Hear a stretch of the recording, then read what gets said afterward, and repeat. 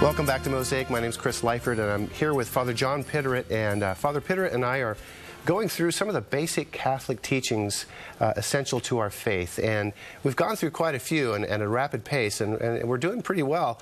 But the next segment, we're going to talk about marriage as an institution, covenant, and sacrament. Well, the covenant is, marriage is an image of Christ loving the church. So Christ, the head of the church, and loving the church, his body. Mm-hmm. And that's imaged in the love of a man and woman. Mm-hmm. And that love of a man and woman is supposed to remind us of the love of Christ for his church.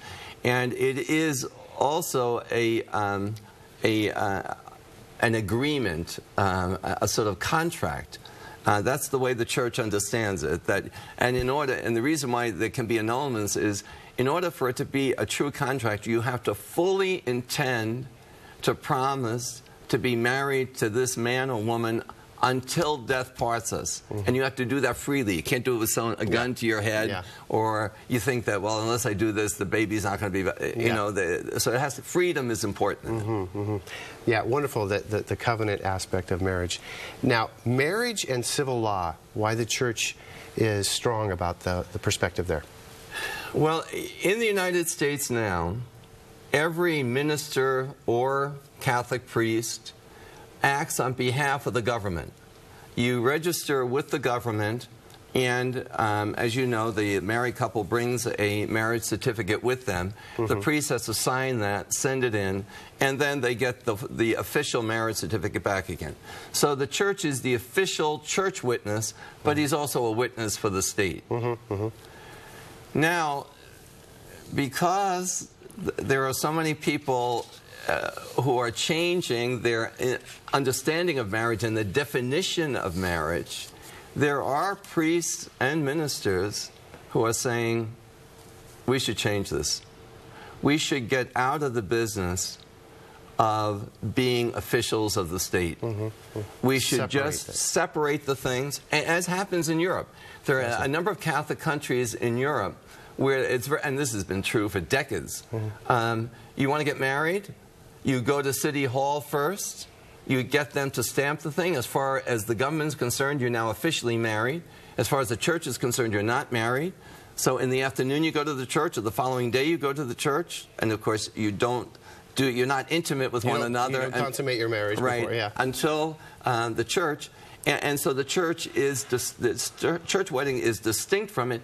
And the good thing about that is our concept of marriage, traditional marriage, is very different from what civil unions are becoming nowadays. That makes a lot of sense. Something to really look into there. That's a great topic. Thank you. Last topics, reproductive technology and what the church believes about that, and then human cloning. The church is certainly very sympathetic. There are many women who want to have children, and they've tried, and it's not working. So they're inclined to think, oh, well, I'm going to get the baby and inseminate it outside the womb. The church, first of all, the way that happens is usually there are many eggs that are inseminated, and only one is used. Right. That's the primary reason. A secondary reason why they're against it is, you could think of it as a medical procedure, but in general, this should be happening as a result of a loving act, not of a surgical act or a medical act. And the church insists on that, and you can see how important that is in our society. Yeah, thank you, and what a great explanation for such a huge topic. Now, I'm gonna ask you folks to, if you want to hear or see what the church believes, just a little segment about cloning, you can go to our website where all of these are listed, sfarchdiocese.org/whatwebelieve, and we'll be developing that as the weeks go by. And I really appreciate you, Father Pitteritt, for at such pace to be able to go through and just give a little anecdote about each one of these things. Thank you so much. Good, and I'm delighted that we have so much up on the website, and that we'll be expanding that. Yeah. All right. Well, you've been watching Mosaic. Thank you very much. My name's Chris Lyford. Again, our website, sfarchdiocese.org. Until next time, God bless.